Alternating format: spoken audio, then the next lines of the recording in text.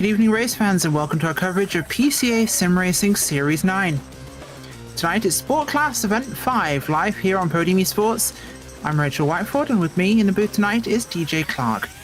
Gary Sexton is producing this evening and using cameras provided by Dougie Beard. Well, the iRacing Track Repair Service had their leveling equipment out last week. They diligently worked to resolve the problematic bump in the kink seen last Wednesday in the evening's club race. And thanks to their efforts, the crew were able to smooth the surface out once again, just in time for pros take the turn to take the track on Thursday. And I'm sure the drivers heaved a large sigh of relief. But before we get to the racing, Pirelli's back as PCA Sim Racing's title sponsor for Series 9. Pirelli was founded in Milan in 1872, and today stands as a global brand known for its cutting-edge technology, high-end production, excellence, and passion for innovation that draws heavily on its Italian roots. Pirelli is among the world's major producers of tyres and is an OEM supplier for Porsche. Find out more about Pirelli at www.pirelli.com. Six Sigma Sim Racing was founded in 2021 by automotive engineers as a new sim racing equipment provider. After only a year, Six Sigma now has divisions in the USA, Japan, Australia, and Europe, providing best valued sim racing cockpits and peripherals. As a PCA member or sim racing driver, Six Sigma offers 10% off from the website selections, and the coupon code is PCA Sim. More information about Six Sigma Sim Racing, please visit their website at sixsigmasimracing.com. Wow, DJ, Road America. They've had the scrapers out, they've had the levelers out, they've had the rollers, and one guy got run over by a Zamboni. Tell us about Road America. Well, it is the U.S. National Park of Speed here, Rachel. It is a fast and flowing circuit, but plenty of opportunity to overtake around this nearly 4-mile circuit, just over 4 miles, as a matter of fact. Your best overtaking opportunities probably going to go down into Turn 5 and into Turn 12, also known as Canada Corner. But we'll also see some runs maybe into Turn 1 and Turn 3. We've also seen some good side-by-side action, really all the way through the hurry downs from Turn 6 up into Turn 8. The areas to watch out for? Well, even with the fact that we've had those levelers, we've had the steamrollers out on track, the kink, Turn 11, one of the most fearsome corners in the entire world, taken flat out in these Porsche 911 GT3Rs. But if you just get a little bit offline, you find your tires dipping off into the grass there on the outside, it is a one-way ticket to the wall, and it is a very, very terrifying ride. I think I've seen my share of drivers eating it at the wall in that kink corner turn 11, whether it's been flat-out cars like Indy cars or sometimes some of these.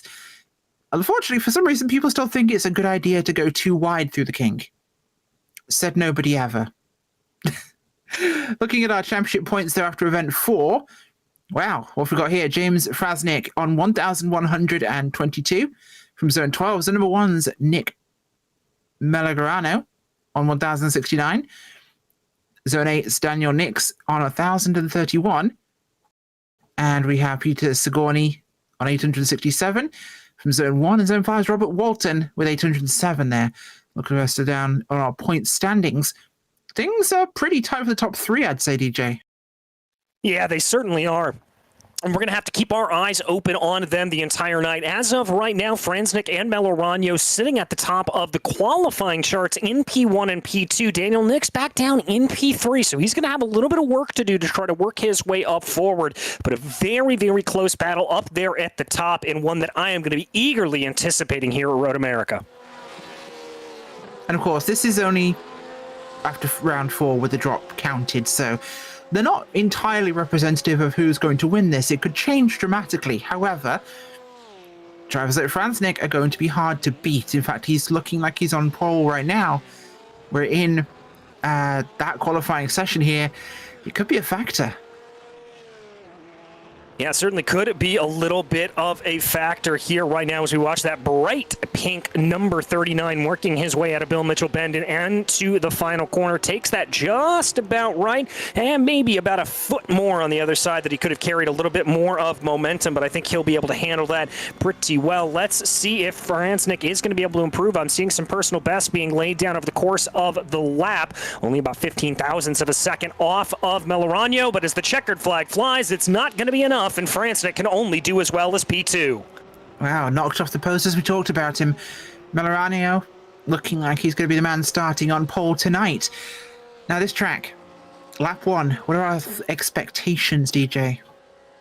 Well, I think you could see a little bit of a coming together, a little bit of a kerfluffle, as it were, coming down into turn 1. It's really a brush-breaking corner, Rachel. It's not a full slam on the brakes like it is going down into turn 5 that you see on your screen right now. You're really only dropping the car into about third gear, and because you're going to have so many drivers here on what's a relatively wide front straightaway, I think you could see a little bit of a funnel effect starting to take into play. And the couple of the rounds that we've seen before in the Pro in particular, we saw a couple of drivers coming together there, so watch out for that, and watch out for a lot of drivers trying to make up a little bit of time down into 5 and maybe be able to make up a couple of positions. See, I'm going to be controversial here and point out that turn 3, or as I in real corner land like to call it, turn 2, is also going to be a trouble spot, because after we've had the big filter out of 1, that's the next big real braking zone where we're going to see people in very short proximity having to make another corner. So an important one to set up for the big run down, of course, towards 5, but can also be tricky. And let's not forget the hurry downs as well on lap number 1. Could be pretty busy as well. We'll have to see. But we'll get those guys out on track now, and we'll go through your starting order. Yes, we will indeed here in just a few minutes, as it looks like Melorano is just finishing up a lap right now. A couple other drivers out on track just trying to get the last laps in here. 40 drivers registered, though, for today. It's going to be a very, very healthy field and a lot of cars that are going to have to funnel down into 1, 2, and 3. Yeah, that will be a big factor, I think. Lots and lots of cars make for a very busy racetrack, and busy racetracks leave you very little place to go when things go wrong. So we'll find out, but yeah, Franznik had his last lap in. He will not be able to improve that one. Melorano is coming down pit road now. I think he's calling it here. 50 seconds left on that clock for the cycle. We've got Doran also calling it a day, I think, in the gravel. I mean, it is Christmas, and it does look a bit white, so you could pretend you're playing in the snow. Both are not particularly great for a car. Not exactly, especially these tuned-out sports cars and the slick tires. I'd hate to see how they do on some of the snow. Oh, absolutely. I talk about that because whilst it looks gorgeous at Road America right now in the sim, I'm sitting at 26 degrees Fahrenheit right now, -3 Celsius, and there is snow outside on the ground. It is Baltic here. I wish I was sitting here at Road America, where our weather today is a balmy 70 Fahrenheit, with a track temperature of 73. Winds are about 2 miles an hour from the north, and a low 30% humidity. So it is a very good set of conditions for these cars, and we'll go to that grid.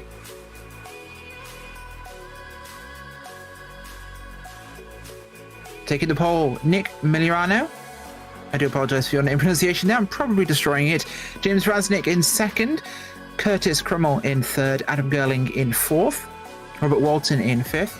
Peter Sigourney in sixth. Abhijit Brouwer in seventh. David Snelling in eighth. Daniel Nix in ninth. And Jason Finch in 10th. Looking a little further down the order, it's Kim Fricke, followed by Will Kelly with Gregory Sampson and David Kaufman in the row behind them. Then it's going to be Peter Kummer and Kevin Jokel in 16th. 17th is Charlie Boyer, followed by David Boyer with Kevin Schultz and Carl Buccieri rounding out your top 20. 21st tonight, Ward Preston with Will Mungia in 22nd, James Legault in 23rd, Jeff Williams 24th, David Palmer in 25th, Arne Klassen 26th, Paul Netto 27th, Patrick Gill 28th, Antonio da Silva 29th, Steve Komatz in 30th. Chris Pippen will line up in 31st, followed by Bob Moore with Christopher Costas and Craig Smith in the row behind them. Then it's going to be Mark Doran, Ankerberg Zona, Colin Mazzola, and Savarab Sengupta in 38th. Then on the back of the field, it will be Henry Rogers and Theodosis Neokley. That's a look at your starting field here tonight at Road America. We've got a very short pace lap here, so apologize for sprinting through your starting grid there. But this is going to be a very short run. We have one corner before we get ourselves onto the start straight and going here tonight, so we'll be to racing action very shortly. Cars are getting themselves warmed up. The drivers in a pre-race moment where they're just trying to stay calm, trying to just clear their head, getting ready to go racing. They all know this track. Road America is a very, very popular track. But the popular tracks will surprise you. And so will the other cars. Coming through that final bend now, the pace car will make its run towards pit road as they start the climb for the hill. Leaving the field in the control of the 117. Here we go with the green flag, and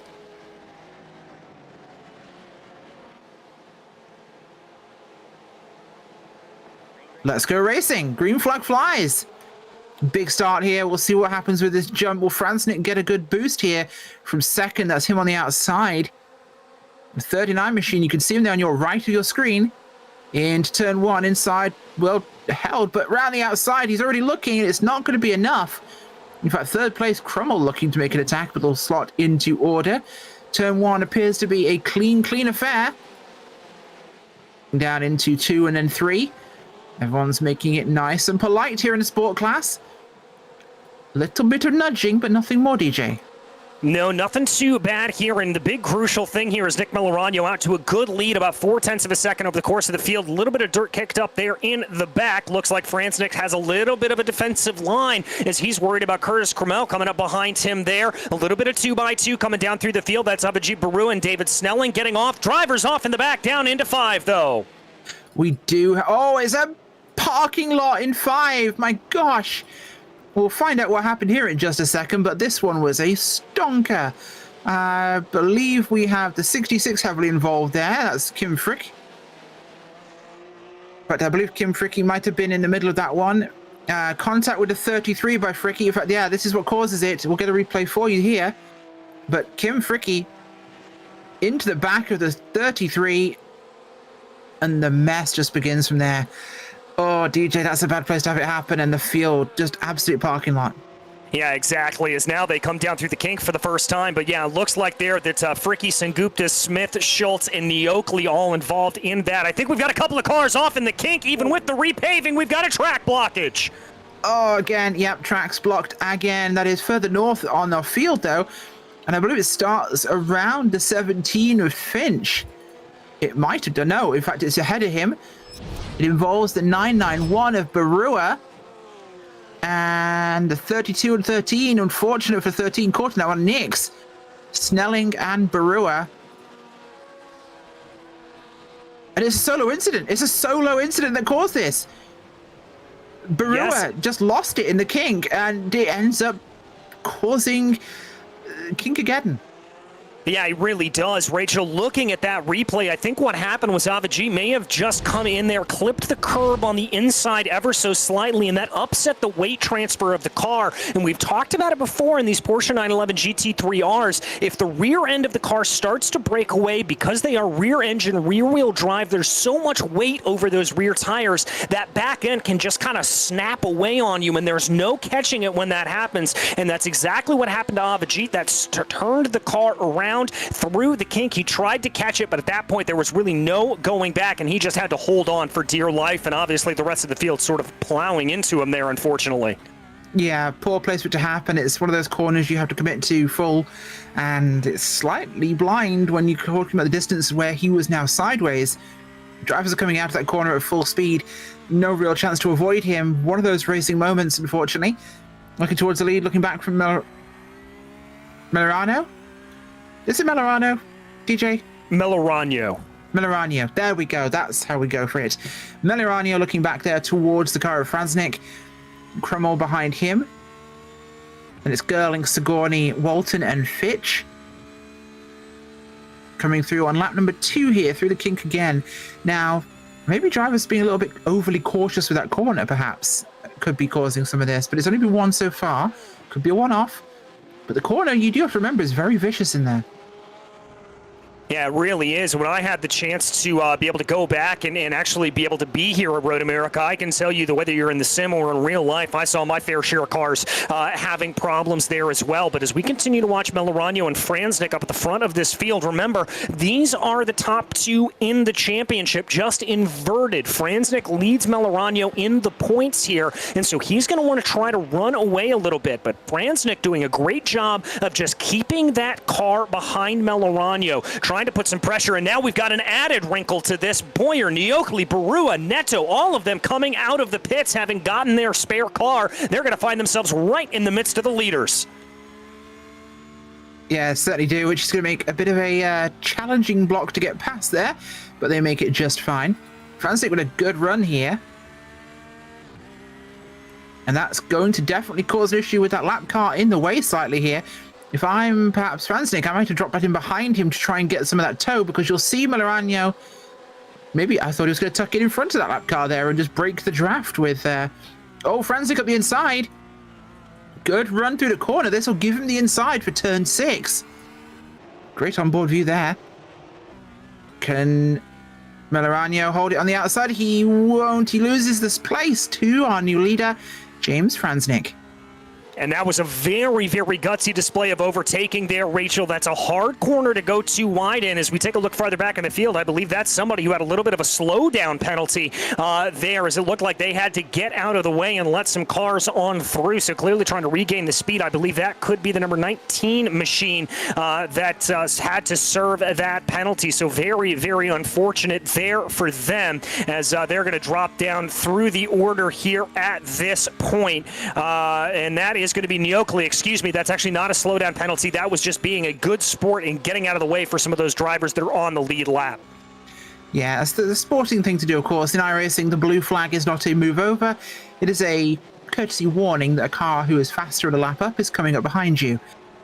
And the respectful drivers will do just that. They will move over. However, Franznik's gap is now pretty significant here at DJ. This is going to be something that's race critical, especially as we head towards a pit cycle very soon. About 15 minutes we tend to see open. Is he going to have an insurmountable lead here as we look for this gap of Melorano? And it's over a second. That's not huge, but it's outside the draft. Yeah, exactly. He's out of that critical draft range, and with that not being able to be there, he's not going to be able to pull himself along nearly as well. As we take a look overhead here a little bit farther back down into the field, drivers continuing to just try to sort themselves out here. I'm getting the sense that a lot of these drivers are just trying to find that rhythm here at this point, Rachel. There's been so much calamity on the opening lap that they had to kind of resort themselves and get themselves refigured out, and just now they're able to get into that rhythm and get racing. To figure out for these drivers is to get that flow going, and when you have an incredibly turbulent lap, as we saw, it will cause issues. In fact, if we look here, our top 6 are within 4.7 seconds.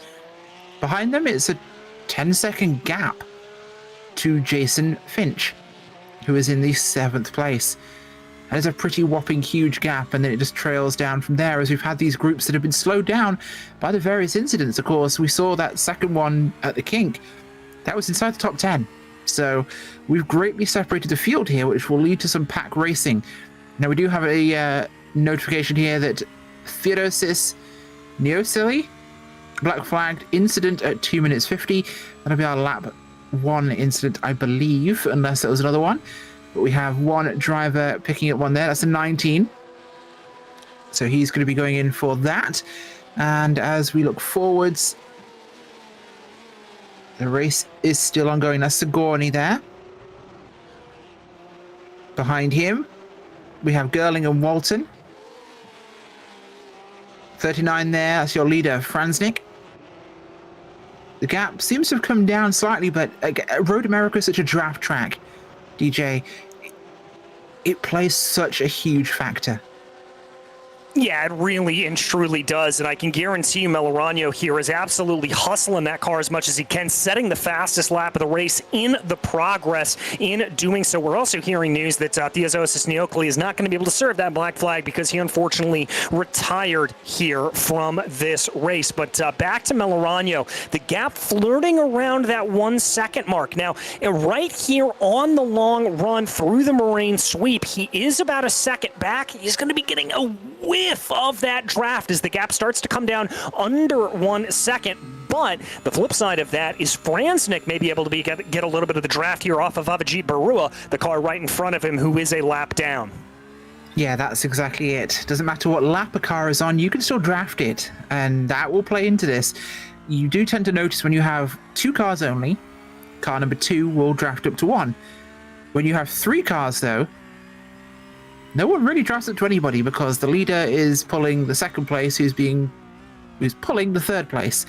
So unfortunately for Melorano, that will not really advantage him much here, as Franznik also being boosted. It's not a lot, but it's going to be enough to make a difference. Curtis Crummell here from 3rd. He's about a second back again from Melorano. So we've got a very similar gap in here for these top 3 with the lap car ahead of Barua.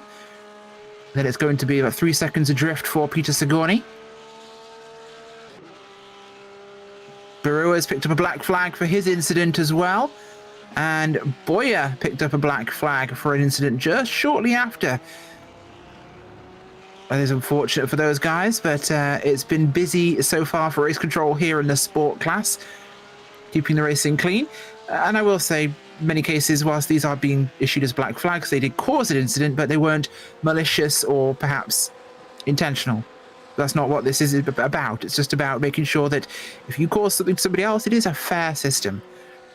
So in no means is anyone saying this person has done something evil. I also like to clarify that, DJ, because a mistake can lead to that. It's not a bad thing. Racing will happen. Yeah, exactly. There is no malicious intent from any of these drivers. It's just a simple error, a simple lapse in judgment that has that to happen a little bit. And especially in the opening lap, it's just sort of misunderstanding what your car is doing. A lot of times you're going to be dealing with colder tire temperatures. Your brakes aren't going to be warmed up enough, and that's going to send things around. But as we continue to watch here, looks like we've got a little bit of a closer battle starting to form up for that 4th place position, as it does look like Crummell's starting to close in a little bit on the back of Melorano. But right now, this is the battle I'm watching. The 014 right now, Peter Sigourney holding off Adam Gerling and Robert Walton up in front of him. They've got about 11 seconds back to Jason Finch, and so that means that these 3 are going to absolutely be able to duke it out here for this 4th place position. Although I think Sigourney's going to want to try to scamper off into the distance, see if he can catch up to Curtis Crummell up ahead of him.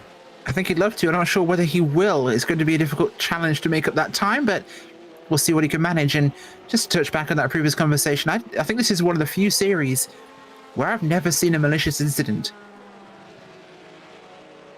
Yeah, I have to agree with you there. This is one of the most sportsman-like series that does exist. Everybody very much on the same page. There is no malicious intent from any of these drivers. It is all good, clean, and fair racing, Rachel. 100%. Well, looking through our field, we do have Williams and Legault. Just under a second here between the two of those. That is 9th and 10th place on the racetrack.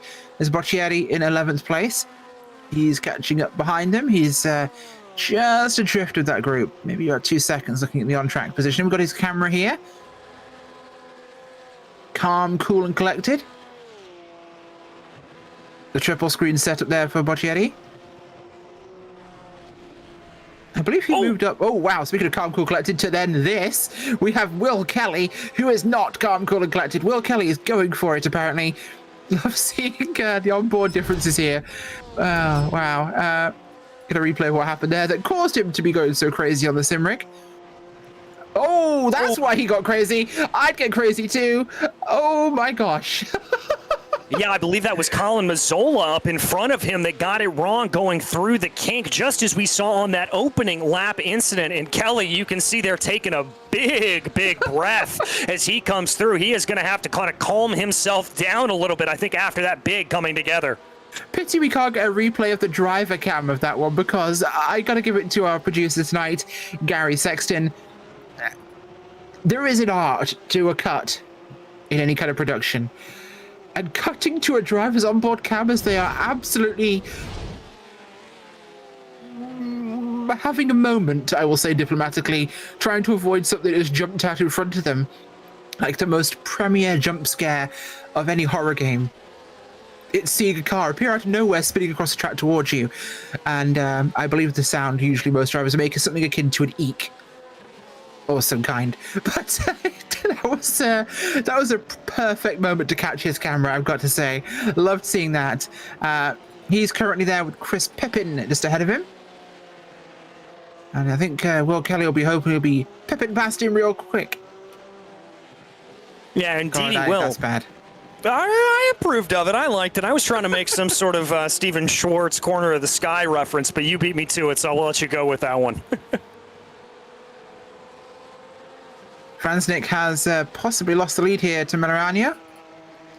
He did get past him. We'll find out when that was, actually. I think it was this lap just gone. And I might have been way earlier in the lap. I think we were busy watching something else and didn't quite catch it, but I think it was on the front straight. Got a replay coming up here. Yep, front straight, I think, into one maybe. Or not. No, it's 2 laps ago. We were watching something else.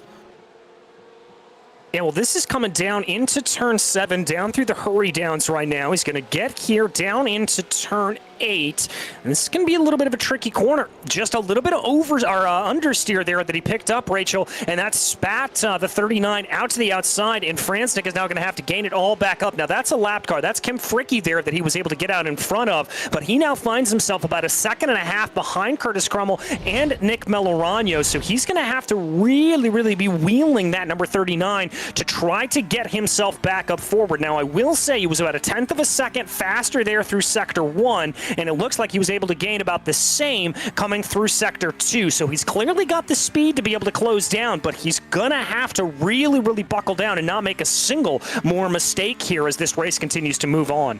Absolutely, and the gap is about 1.8 to Peter Sigourney, so he has gap behind him right now. Focus on driving here. Crummell up into second. Crummell, super close to your leader, Melorano. Big one for him. And this brings our battle with Gerling and Walton and Sigourney into the front fray here. They've actually gained time during this. Yeah, I think he did a little bit as they go. Franznik having a little bit of an off moment there coming through the kink as well. My goodness, as that was a little bit close. But Crummell here, rather, really the one that's kind of made off the best here. He's now in a position to maybe be challenging Melorano. Yes, indeed. As I just watched the 66, who is a lap down, as Kim Fricke, going off in Canada just ahead of Franznik there. As they'll come around here. This is definitely throwing things to a curve. I think after losing the beat there, approaching the carousel, Franznik a little bit off the pace, maybe. Just off the rhythm. Just giving him a couple of little moments like we saw there in the kink.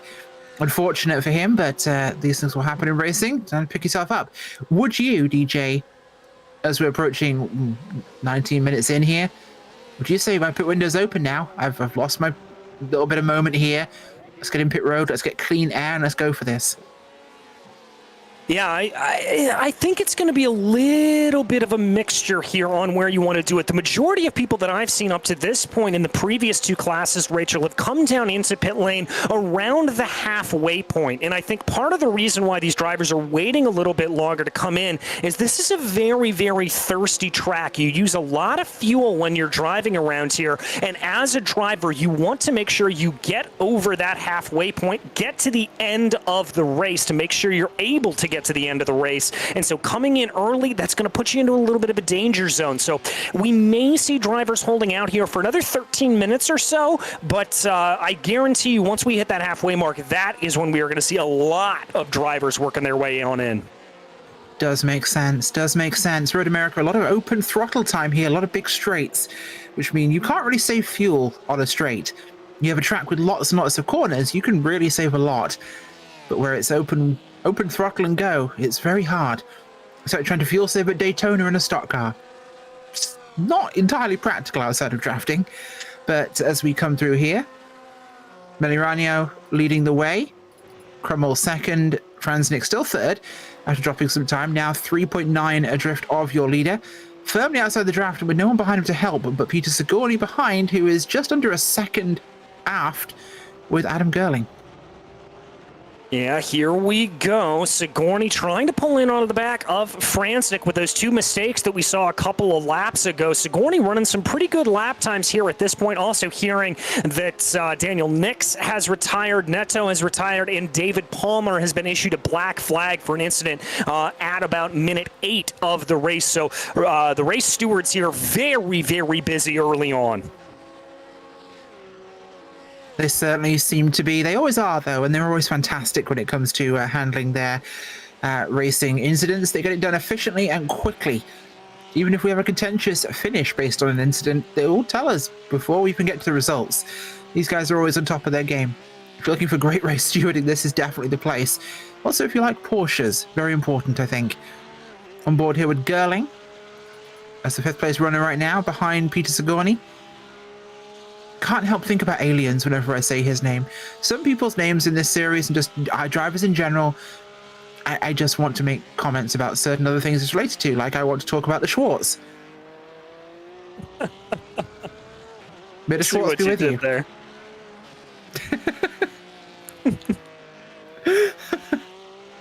I love his name, sorry, I have to do that every time, but the only thing that keeps running through my head is get away from her, you B word. Whenever I say Peter Sigourney's name, because I'm just thinking of a power loader grabbing a xenomorph by the head. Anyway, moving swiftly on. Looking towards our field now. The gaps are looking favourable. We've seen a bit of gain here from Franznik. He's gained some time, not a ton, about 0.2 of a second on your leader. Looking back from Williams here towards, I believe that's going to be 10th place for him. Carlo Boccieri behind him. On board with Mr. Chill himself. The Rocky Mountain region driver up from 24th. Mr. Boccieri's been moving this thing tonight, although I think that might be incorrect there. It says he started 24th, whereas we have him gridded at 20th, but still impressively up 9 spots so far and looking at breaking that top 10.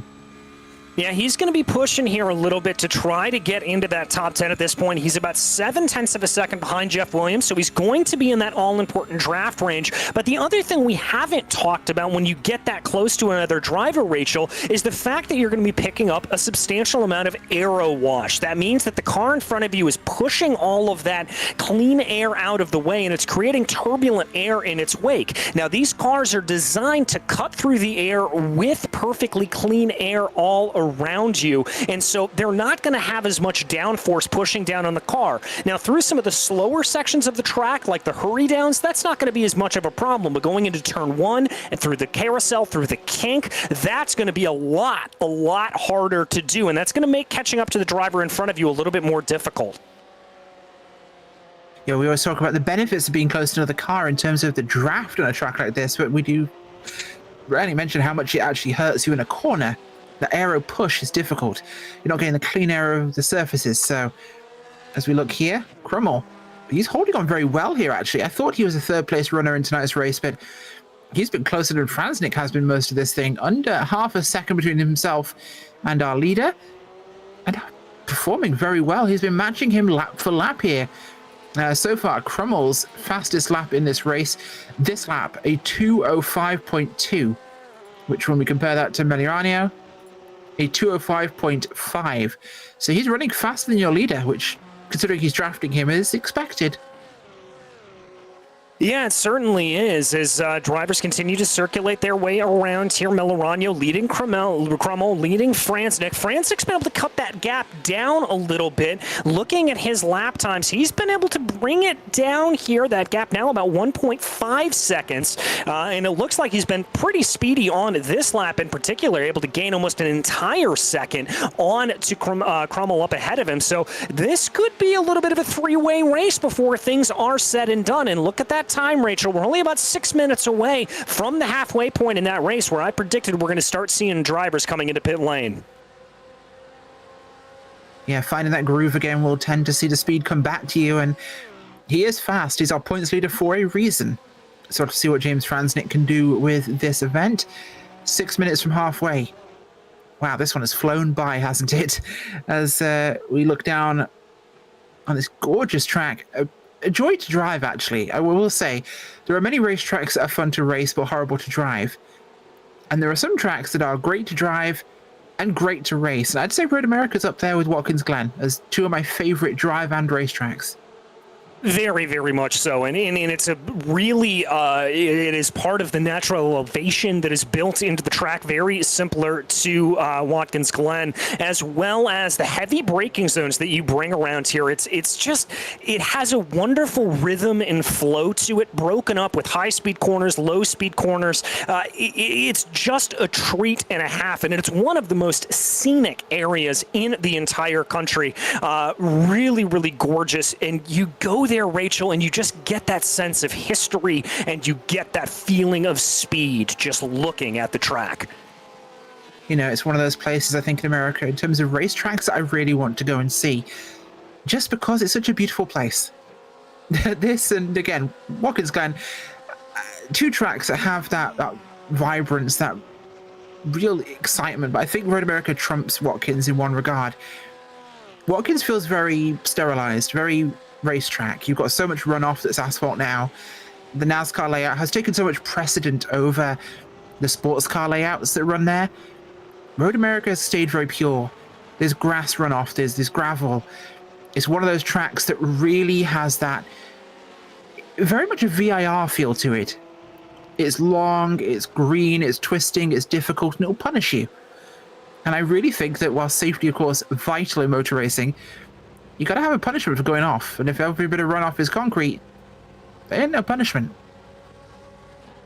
No, I have to agree with you there wholesale. And if you do get the chance to go, highly recommend renting a golf cart, by the way. That's the best way to get around so you can sort of pop from corner to corner. But as we continue to look back on the track right now, Franznik just set the fastest lap of the race. He's been able to get that gap down under a second here at this point. Rachel, I think it's fair to say we've got a three-way battle here up for the lead.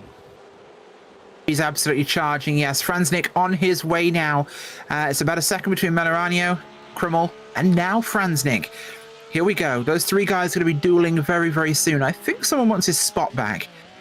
That sun-closed Florida region driver. Must be nice and warm in Florida this time of year. Kind of jealous. Well, I kind of am as well, but I'm not going to say just how warm it is here and how many layers I had on because I'm a Southern Californian and, you know, very, very thin-skinned. Although a little bit interesting there, we had a little bit of an internet blink there for Curtis Krummel up ahead of him. That's not great. That's not what you want to see if you are trailing or you are up ahead of him. Melorano is going to have to watch out, though, because Krummel's been able to get that gap down to about 0.5 of a second here. Going to lose a little bit of time coming through the carousel, probably going to lose a little bit more through the kink. But I think we're seeing that Krummel has the speed to be able to at least put himself into position. Without a doubt, he really has, and some lap traffic will help that case. As we saw a second ago there, it kind of bottled up our front two momentarily, bringing Franznik right into this fight, I think, quite fairly. But once he's in that second ballpark, I think he's going to have a real job of this, because he will start to catch up. I'll have to keep an eye on that. Now is 2 minutes from halfway. When do you pit? If you're this top three, who goes first and when? Well, we'll have to see. It could be a little bit of a game of who blinks first, and when the leader decides to come on into pit lane, everybody else does. Now, the other thing that we haven't talked about too much is for some of these drivers, we haven't seen them necessarily as close as I think they would like to be to really be doing a good amount of fuel saving, but you can be able to lift off a little bit if you're in that draft. Maybe try to keep yourself going around a little bit more, let the draft pull you along, and save a little bit of fuel that way. So maybe we see here Curtis or Franznik be able to extend by an extra lap, where Melorano, who's been running in clean air this entire time, he's going to have to come in earlier rather than later. Thing is, do you want to extend by another lap? Does it benefit you? Given that these guys are only taking fuel and not tires, technically you're running lighter if you go slightly earlier towards the end. So pitting sooner might benefit you with a lighter race car. They're not taking tires. Pitting later means you'll have a little bit more fuel on you, especially if you're taking 2 full tanks, or 2 of the full limited tanks, I should say. Run heavier towards the end. What's the decision there? It's a very good point, and there's a reason why I'm up in the commentary booth and not on one of these drivers' engineering box right now, because I'm not sure what the answer to that is going to be. The other thing to keep in mind, though, is remember the updates that were just applied to these GT3 cars. Now, before, when you tried to make a pit stop, as we see here, Will Kelly coming down to the inside of Christopher Costas, going to get that move done nice and easy. But as I was saying, before, you couldn't change tires and fill up on fuel simultaneously. Now, after the most recent update, you are able to do both of those things simultaneously. So will we see any drivers maybe opt to roll the dice a little bit, maybe extend the pit stop cycle by half a second or however long it's going to take, and put a fresh set of boots on that car? We don't know. That's one of the unknowns here coming into this race. That could be a game changer. New tires will probably have an advantage. Not a huge advantage given the general lifespan of a set of tires on these cars, but could be very interesting to find out as we hit almost exactly that halfway point tonight. Of course, with that, we are going to do a quick little rundown on our halfway point here. We'll take a look at your running order currently, but first, are you struggling to consistently go faster? Do you know how to find another 10th off your lap? Join our very own physicist Nikki Chan to learn all about driving technique, car setup, telemetry analysis, and more via YouTube videos on last10th.com. Nikki is also available for one-on-one driver coaching and custom setup sessions. Contact him on Discord for a trial session now, so you can squeeze that last 10th off your lap time. Last 10th, better car, better driver. And don't forget, check out the social media platforms for the PCA. Of course, you can find all of their in-race reports, breaking news and announcements through Facebook, Twitter, Instagram, and YouTube. To subscribe, key in the platform name and add /PCA Sim Racing. Well, let's take a look at your running order as it stands. It's Nick Meliorano, Curtis Crummell, James Franznick, Peter Sigourney. 5th place, Adam Gerling. Behind them, Robert Walton, Jason Finch, Peter Kuma, James Legault, and Carl Boccieri. Behind them, it's Arne Klaassen, Patrick Gill, Will Kelly, Christopher Costas, Will Mungia, Chris Pippin, Steve Comax, Jeff Williams, David Kaufman, and David Snelling in 20th.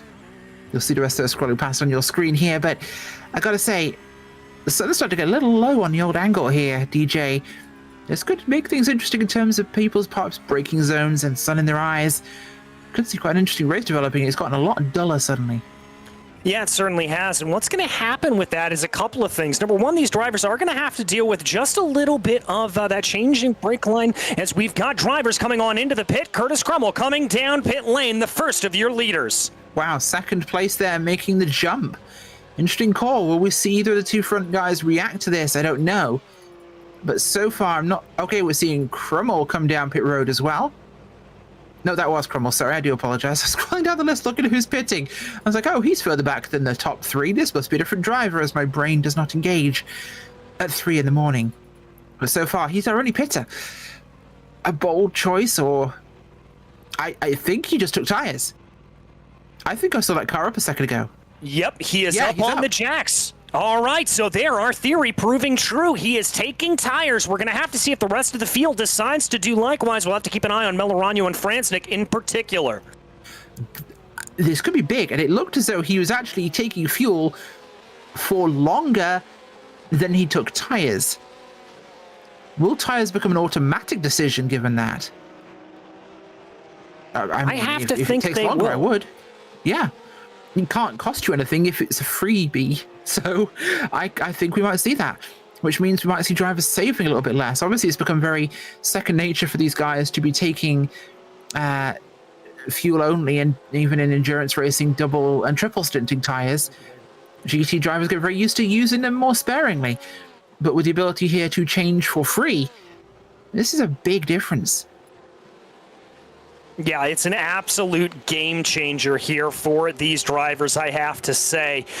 Trying to see what they are able to do here at this point, though, as drivers work their way around right now. As we keep our eyes on that leading number 117 of Nick Melorano. Let's see if he opts to come down into pit lane. No, Melorano is going to stay out for another lap. Does Franznik come in? No, he's not as well, so they've got a little bit more in the tank. Let's see if anybody else farther down the field decides to make that dive into pit lane. No, they do not. The other thing to keep in mind here, we've got one taker. It's going to be Adam Gerling coming in at a fourth. The first call after, of course, our second place runner. Gerling hits pit road. Melorano and Franznik both do not, so we'll see where that goes. They're running a little longer in this one, which can work. I'm just going to be curious to see what the difference on speed is here. Because Krummel is in traffic. He's behind the 26 machine right now. That is Christopher Costis. We've got a couple more coming in, 248. Who else is pitting here? That's Gerling we had, but there's one behind him. No other takers though. Everyone's still bypassing pit entrance. Are they early? Yeah, and crucially here, look at that 248 up onto the jacks once again, so taking tires. But this is what I was curious about, Rachel. Gerling was about 4 seconds, call it 5 seconds, faster than Curtis Krummel there, and so that could be a huge difference. I thought Curtis seemed a little bit long in the box, not because of those tires, but because of that fuel. I think he may have overfueled the car ever so slightly. Now, the flip of that could be that we're seeing Gerling underfueling the car. We won't know until we've got a little bit more empirical data, but with Chris Pippen and Antonio Da Silva both coming into pit lane, we should be able to have that data here shortly. We certainly should, and we'll let you know as soon as we have it. And it's going to come down to what our leaders do, in fact, in terms of their times.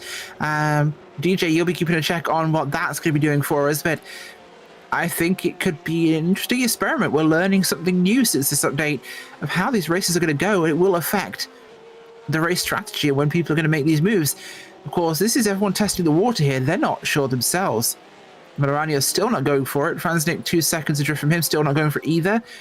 Do you think we'll see a mirror reaction from those two?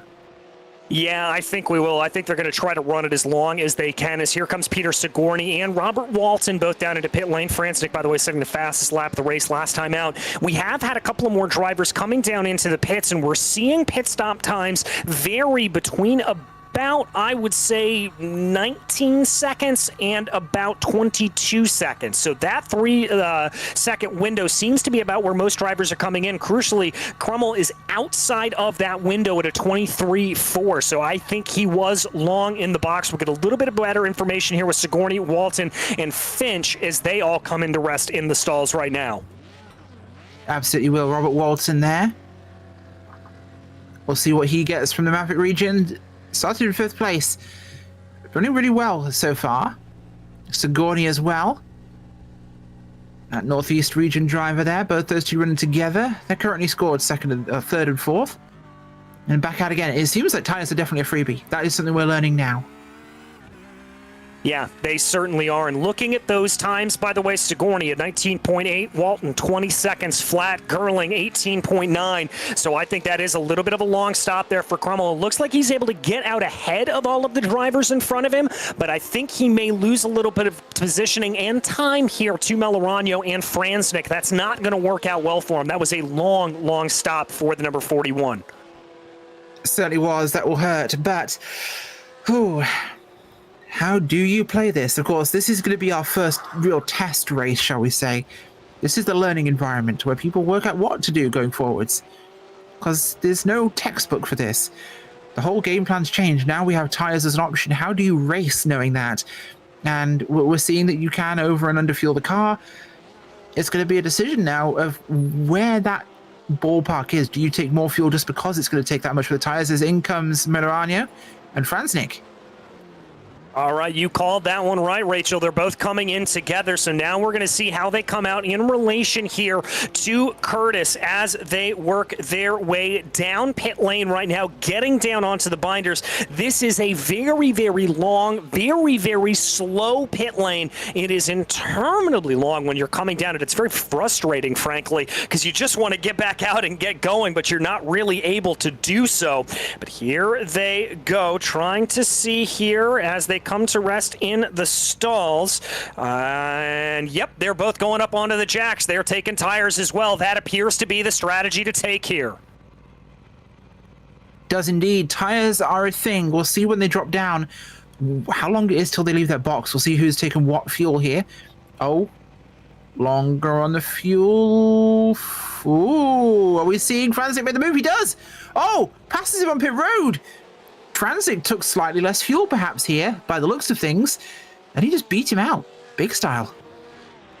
Yeah, Franznik there was 19.3 seconds, Melorano 22.1. So that is how Franznik was able to get out and get into the lead. We'll have to talk to him after the race, hoping that he is able to finish on the podium and talk to him about that. But he's got a little bit of lap traffic that he's going to have to negotiate around right now. That's Bob Moore and Charlie Boyer there up in front of him. That could slow him down a little bit through the hurry downs. Yeah, really could, but it could also benefit him. We'll have to see as an early attack by Melorano into 5. And that double stack of lap cars ahead will definitely play a factor in this race. One to really pay attention to. Transit's going to have to work this traffic very efficiently or he's in trouble. If he can do it right, and Melorano can't, that is big news for this race, I think, DJ. But if it's the other way around, point goes to Melorano. Yes, it does. And remember, Melorano wants to get out ahead. He wants to be ahead because of that championship battle here at this point. Wants to put himself into the position to be the one closing those points down. He doesn't want to let that gap get any bigger. Looks like they were able to dispatch with Bob Moore as they went down through the kink right now. Now they're coming up against Charlie Boyer. We're going to have to see what happens, but here comes Melorano.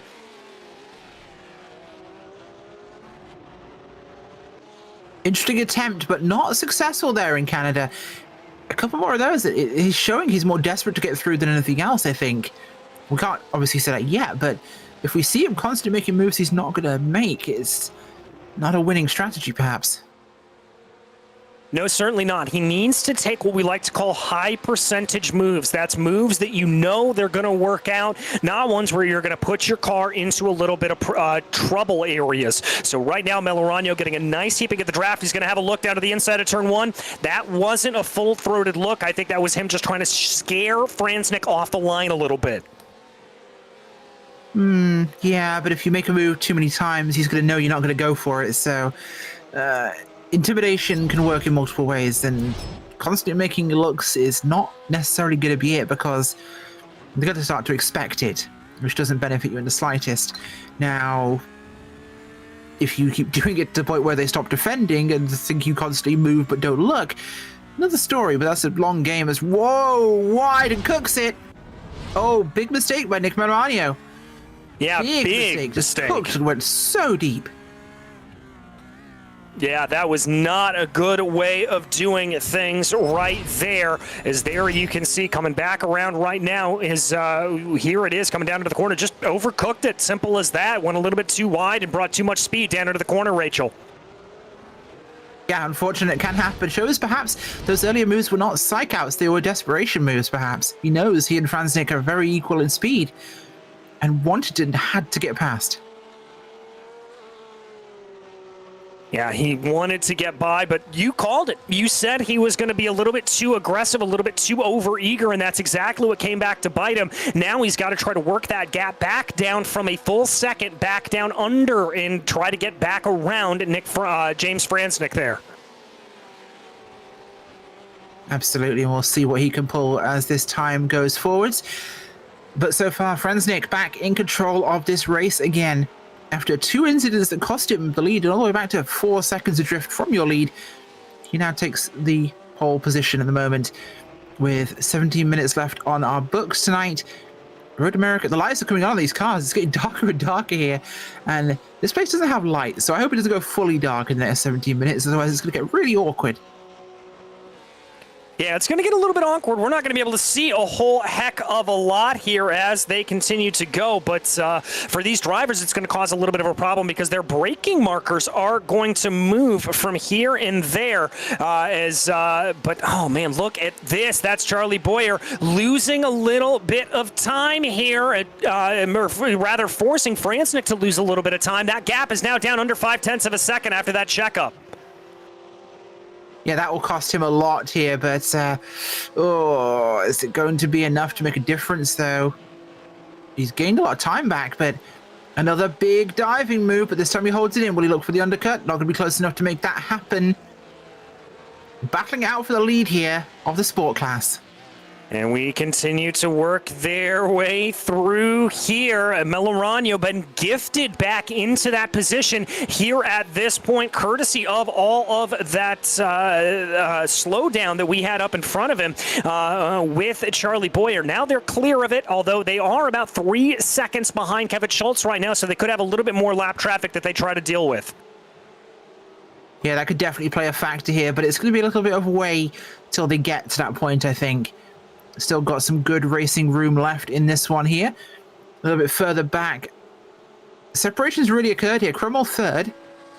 Didn't gain there. In fact, overall, he lost a spot. Sigourney has dropped back. Walters dropped back. He's a full second adrift, or just under that, back from Sigourney. Gerling 3 seconds back. And Finch, well, he's 20 seconds adrift of Gerling. So this is really broken up. That gap that we had between the top 6 and the rest of the field never really repaired. No, it really hasn't at this point. That early incident really and truly just pushing everybody out, everybody wide here at this point. But I'll tell you what, this battle is by nowhere near done. Franznik and Melorano as they cross over the stripe here with 15 minutes left to go in this race. The battle is on. Absolutely is, and wow, what a race we've had tonight here in PCA Sim Racing's sport class at Road America. Phenomenal racing. We've had incidents, we've had chaos, we've had new strategy, and I think this is going to play a big part going forward to these races. Tires will mean the difference in this race. They don't have a lot of degradation though, DJ, so it's not going to be a huge difference, but now we know that people are going to be taking tires. I'd say it might play a part. I think it might as well, as we see there Melorano taking a little bit of a look there, trying to see if there's anything to be had down into turn 5. Not going to be able to get it done there as they climb the hill up into 6. Remember I said Kevin Schultz was going to enter into this equation. He is already involved in it right now, and now they're going to have to deal with that as Franznik tries to get around the number 42 and hope it doesn't hold him up. Yeah, he is, and that will be a big one. He has to try and make that room and make it quickly. If he does not, it will hurt him, because look who's right behind him. That is Nick Melorano. He will definitely take advantage. We've seen him be aggressive. He will not fail to take advantage of a mistake or a loss of time by Franznik. With those two so close together on points, it will be a big part of how this race will play out. Already hungry, looking towards Canada. Will he make an early move? He's going for the inside! Oh, contact! No, that's not going to end well. Oh, optimistic, I think, DJ. Yeah, I understand the impetus in order to try to get that done. I understand trying to use the number 42 as a little bit of a pick there, but going 3 wide into Canada corner, never going to play out well. He was very, very far behind. You can see there from Melorano, 2 tires up onto the grass. I wouldn't be surprised if the stewards are going to have a little bit of a look at that. I could see a black flag in someone's future. Nothing against the man. He's a great driver, respectful racer, but he's looked a little, should we say, panicked tonight in terms of some of those moves he's made towards Franznik. More from an angle of he wanted to regain that lead. I don't think he thought Franznik was going to try and pass the lap car there. No, I don't think he was. Which would have been fine if that was the case. Yeah, Franznik chose that. Yeah, it was just too aggressive there going down into the corner, and I've got to agree with you there on that, Rachel. Well, we'll see what happens here. I think we'll see a change of our lead here. Franznik still running. He's still in second place. He's not lost a ton of time. But the car has had a couple of scrapes done to it now, which will make a difference, I think, possibly. And the gap down to Cromwell has dropped slightly, but not a ton. Although it's just under a second between Franznik and Cromwell. They are surprisingly close on the racetrack here. Cromwell has dollar signs in his eyes. Melorania, though, I don't think he will finish this without making an extra trip to pit road. So we'll have to put a pin in this running order as it stands. I am expecting we will see the 39 on the top of that leaderboard again very shortly. Which means this puts Curtis Cromwell in an interesting spot. If he knows that, how does he play this? Because he's no longer battling potentially for third, or second, it's just a lead, in theory. Yeah, it certainly is, as we continue to see them coming around, and it looks like we may be seeing that coming in. We're hearing some preemptive calls here from race control. They are taking a good, hard look at Melorania, Rachel. I think they are. We're seeing some indications from race control that I believe it's about to happen. As I think we expected. We called that one.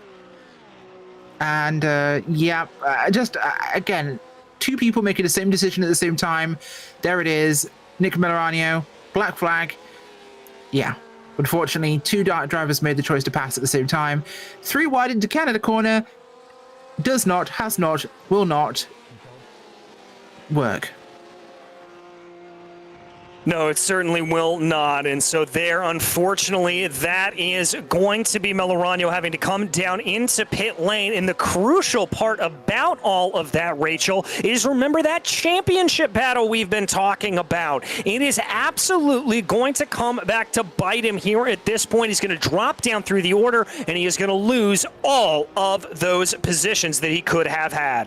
Oh, huge difference there. And this is what will happen. This is racing. And I'm sure these two will sort it out between themselves as they go forward. What just happened to Cromwell? Oh. Will Kelly got a black flag for an unsafe rejoin. What happened to Cromwell? Did he underfuel? Oh, incident limit most likely. I think that's going to be an incident limit. Cromwell back on pit road. I think he hit incident limit and had to come in for a stop and go. Yeah, I think you're right about that. We haven't talked about the incident limit here, Rachel, but of course, very easy to run a little bit wide around Road America. We've seen plenty of drivers doing it up to this point, and if you do hit that limit, it will come back, and you will have to serve a drive-through penalty. So I think that is what happened there to Curtis, having to come back down into pit lane, although I am showing a stop in the pits of 11.8 seconds. I actually think that may have been an underfuel. We were speculating that Cromwell may have done that. No, we said he overfueled because he came in with 23 seconds. I have no idea. I'm completely lost. Interesting. And here comes Melorania for his pit stop, putting James Franznik up to the lead of our race tonight. So if he overfueled, yeah, that's a weird one. Yeah, it has to be an incident limit. Which is 12 for a stop and go, yes? Yes, I believe that is correct. So that's going to be what it would have been. But it's not a stop and hold. I thought it was a drive-through for the incident limit, but we'll have to see. Maybe we can talk to race control after the race and figure out exactly what it is. We will indeed find out what that is. I can actually look at it, because if we look down towards our little friend, where is he, Mr. Cromwell? It does not list his incidents, unfortunately, in the, I believe, this form of the race. So, unfortunately, we can't tell what he got there. I thought I could, unfortunately, can't. But this has put Sigourney up into second place. Now, whilst he's in no real danger of catching our leader, 3 seconds adrift, Walton could catch him. Only 2 behind him. And there is traffic ahead of them, so we could see something develop from this. Yeah, we certainly could. Little couple of battles still percolating up and down through the field right now. Walton only about 2 seconds behind. Another one that I've got my eye on here at this point is the battle back down for 13th. Jeff Williams, Christopher Costas, and David Snelling all running very, very close to one another.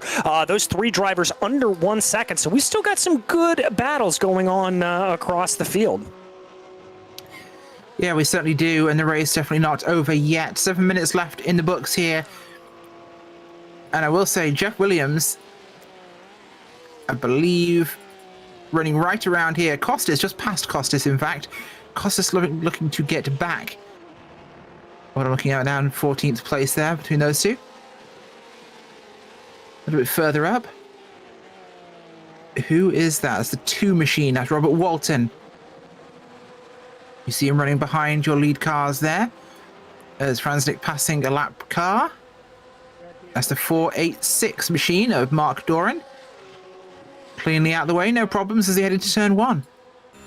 Yeah, they're going to have more and more of this lap traffic that they will have to deal with at this point. And look at that gap starting to come down a little bit. It's down to about 1.2 seconds, although now Sigourney is getting caught behind some of this lap traffic as well. And that gap's expanding a little bit up to about 1.4 now as they work their way through turn 3. But Sigourney not out of the running here at this point. He's certainly going to be trying to close on in.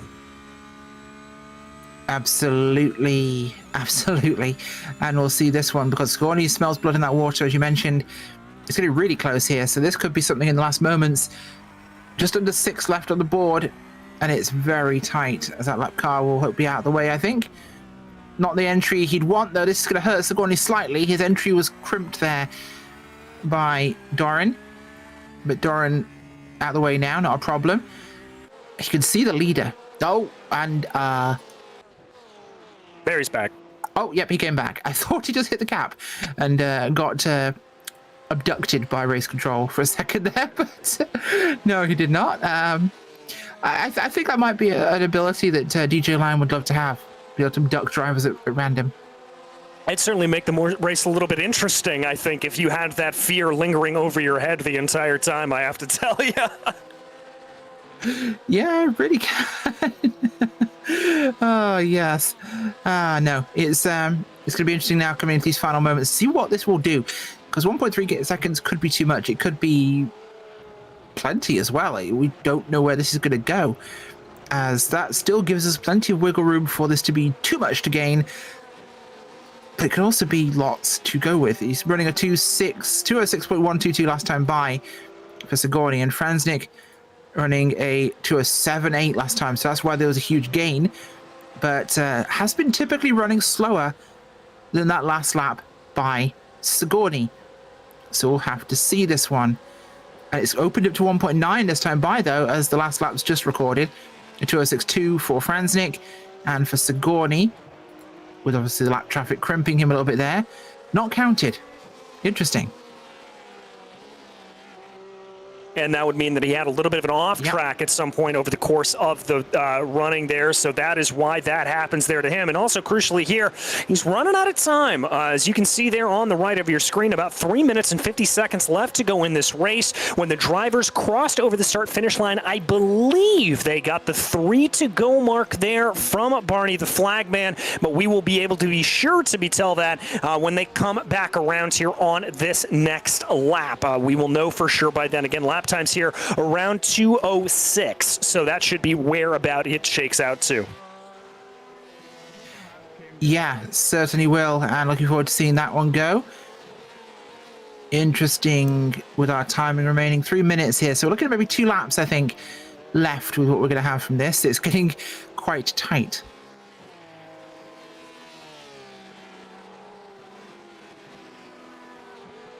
Yes, it is, as things are closing down here on time and for the drivers as well. Sigourney, nobody between himself and James Franznik here at this point. 1.7 seconds as they work their way through the kink. It's coming down a little bit. So Sigourney clearly has some lap time. Keeping an eye on those sector times. Looks like in the first 2 sectors, Sigourney lost a little bit of time to Franznik, able to gain it back here through the middle part of the lap. Let's see what he's able to do as they come up to the line. Yeah, we will for sure here as coming down to the line, we'll get these last numbers here. As we see on the board, 2:23. It'll be 2 remaining, I think, with how this is run. Yeah, we should get 2 remaining. So this is our penultimate lap here. And we will cross the line with... not enough wiggle room here. See, if I had a bigger gap and I'm leading this thing, I slow down here on this lap. And I make the timer drop by 5 seconds. But unfortunately, I don't think they can afford to. So that will be a thing. Well, the other question to keep in mind here is because this is going to be so close to finishing a lap later than it normally would, did these drivers account for that when they came down into the pit stop?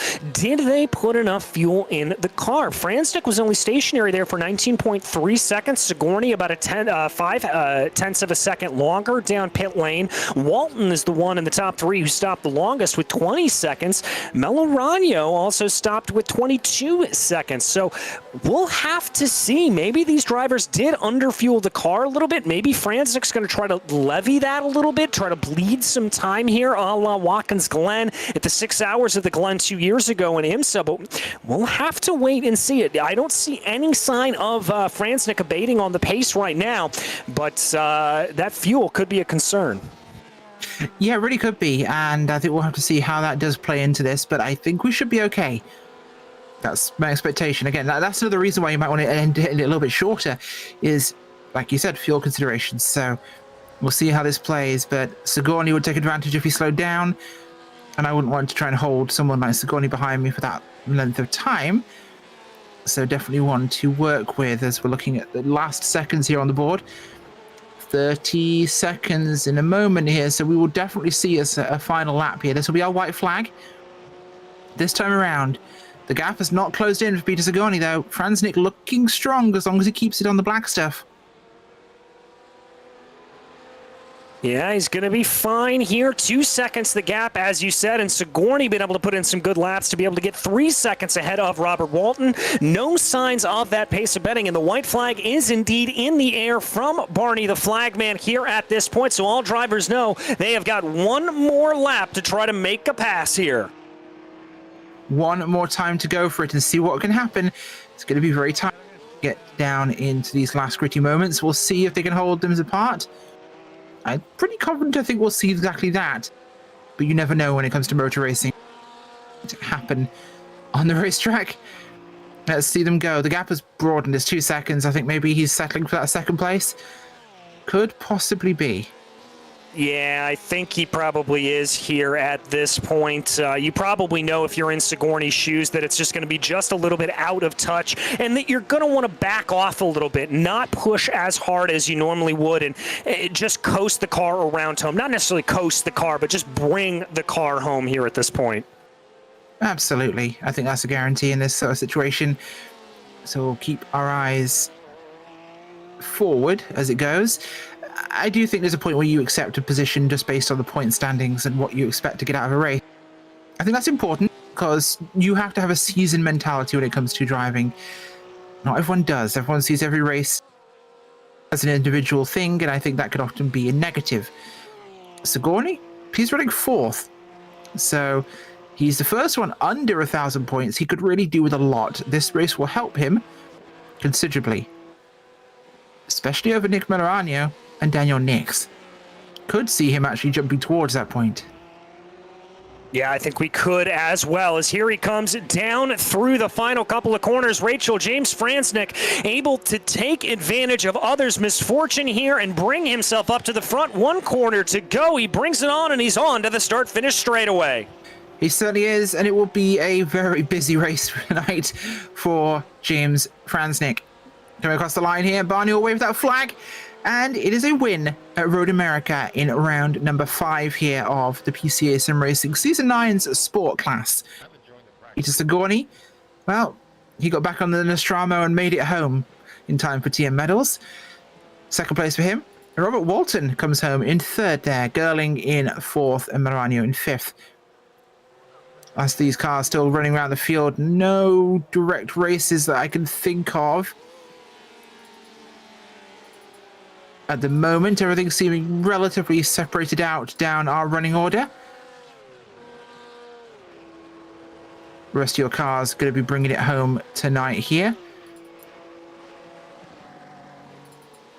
Do you have Boccieri and a Gill? I believe Gill. Oh, Gill went wide. That could cost him. Oh, he's going to across the. Oh no, poor Gill. Was going to be a great. Well, great. It was going to be a top 10 finish. He just whiffed that at the last second of that last corner, catching some grass and getting loose. Unfortunate for him there. He will finish 13th place. Oof, not the way to end a race. Yeah, not exactly the way you want to do that. That'll be a little bit of a build of negative momentum there as we look a little bit farther back down in the field right now. That is Kostas and Komats, Chris Pippen, Will Mungia coming across the line right now. We look here at the number 33 of Will Kelly as he's going to bring that car out of Canada Corner for the final time. And with that, we are going to head off for a short break, but do not go anywhere. We will be back with the post-race results and your top 3 interviews, so we will see you in a moment.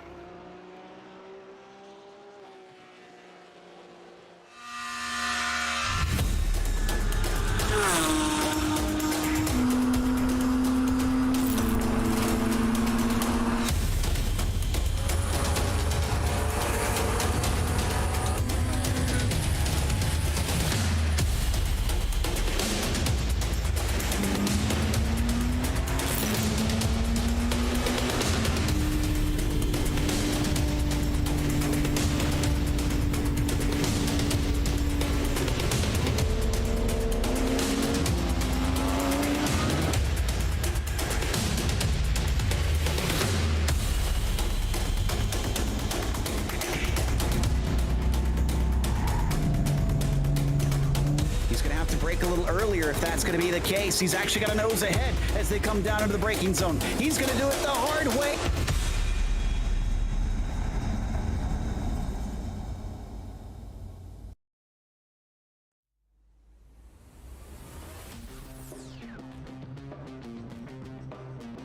Welcome back to the post-race show here for Season 9, Round 5 of your PCA Sim Racing Sport class.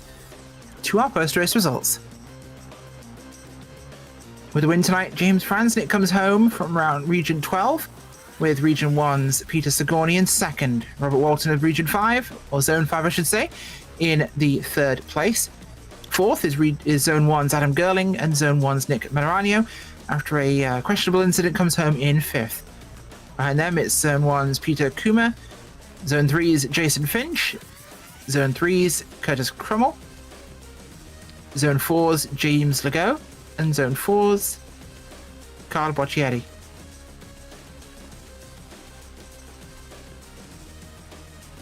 Then in 11th place, it's going to be Arne Clausen, followed by David Snelling with Patrick Gill and Jeff Williams in 14th. Christopher Kostas was 15th, followed by Steve Komats, Chris Pippen, Will Mungia, Antonio De Silva, and Craig Smith.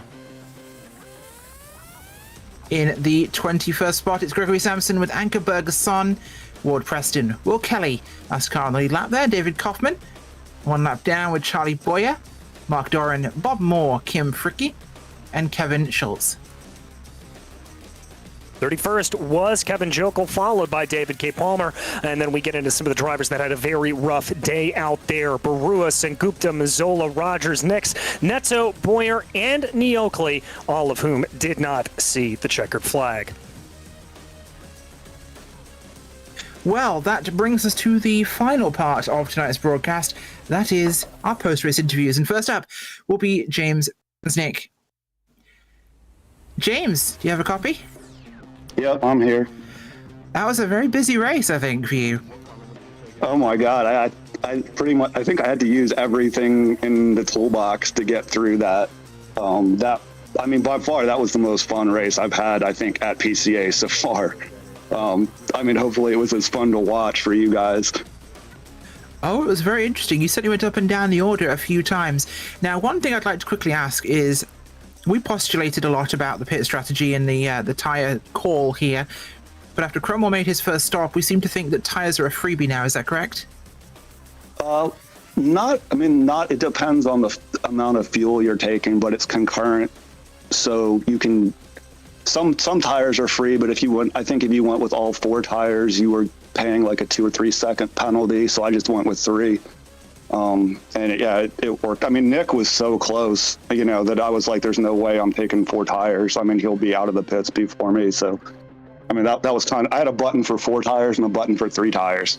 So it was a decision that was made mid-race, but yeah, it was, I don't even know what to say. I was really disappointed to see Nick pull off and go into the pits, because he was just running an awesome race, man. He would have taken that home.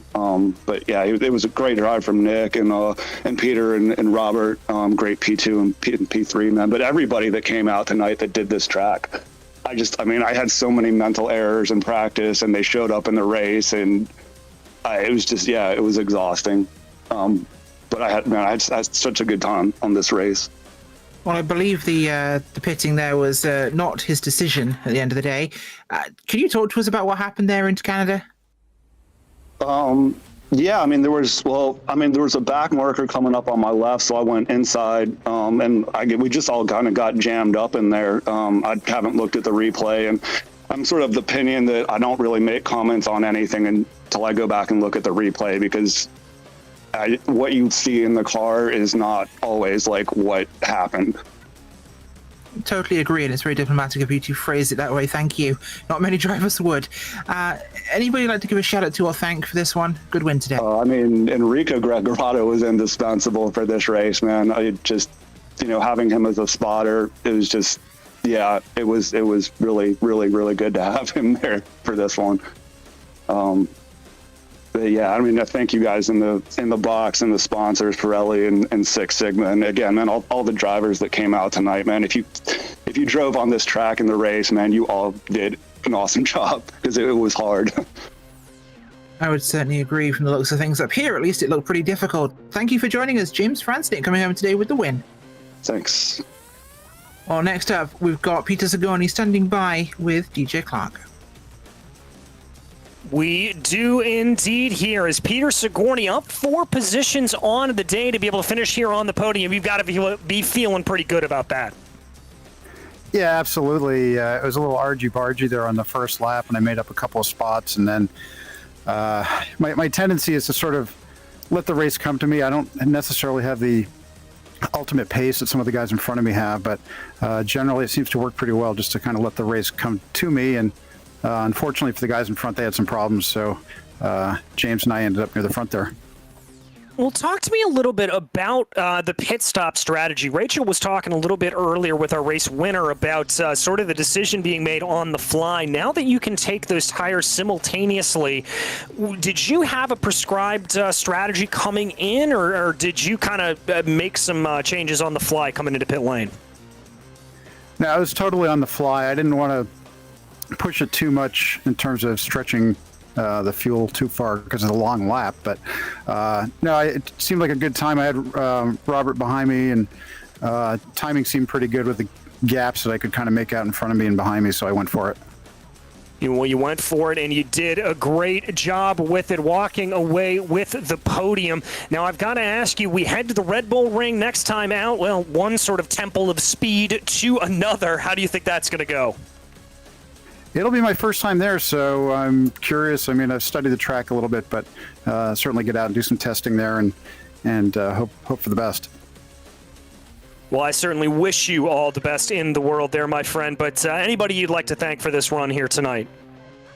Yeah, absolutely. First and foremost, I'd like to thank my wife for being a good sport about me going racing, and certainly the sponsors, Six Sigma and Pirelli, and my friends Mark and Kelly Bowling down in Maryland, who tune in and listen to the broadcast through you guys. So thanks, guys, for the support. I appreciate it. Well, thank you so much, Peter. That was Peter Sigourney, your second place finisher here tonight. A well-deserved second for him. And now, Rachel, I believe you have been able to catch up with our third place finisher here, Robert Walton. Have indeed. Robert Walton, third place tonight. Fantastic run there. Started 5th on the grid. You and Peter seem to be all over each other most of this evening. I just couldn't quite get through those back markers to give him a run there at the end. He was fast, though. Certainly seemed to be. How was it since they fixed the track? I heard the construction workers were out all week. So they did a fine job, very smooth now, not like last week. No, things a little bumpy last week, but a great race nonetheless. Just what is it about this track that makes it either one you like or one you hate? Kind of a love-hate thing. There's a little bit of room to pass, but mainly it's follow the leader and wait for a mistake. Seems to be that way with some race tracks, but before we let you go, anybody like to give a shout out to or thank for this? Thanks to Pirelli and Six Sigma for sponsoring this series. Thanks to all people at the factory and on the pit wall. Couldn't say it better myself. Thank you very much for joining us, Robert Walton, coming home today with third. Well, folks, we will see you back here for the Challenge class at 9:25 Eastern on Thursday, December 15th. That is tomorrow. Or if you're watching this on replay, the next video. Live here on Podium Esports, we would like to thank PCA Sim Racing title sponsors for Series 9, Pirelli and Six Sigma Sim Racing, as well as a huge thank you to last10th.com. Better car, better driver. A big thank you to the steering committee at PCA Sim Racing, and a huge thanks to our team tonight, DJ, Gary, and Dougie. Also, none of this would be possible without those behind the scenes at Podium Esports, Ryan Bauer, Gary Sexton, and John Theodore. Thank you so much for watching tonight's broadcast of PCA Sim Racing. I'm Rachel Whiteford, and I'll see you on the track.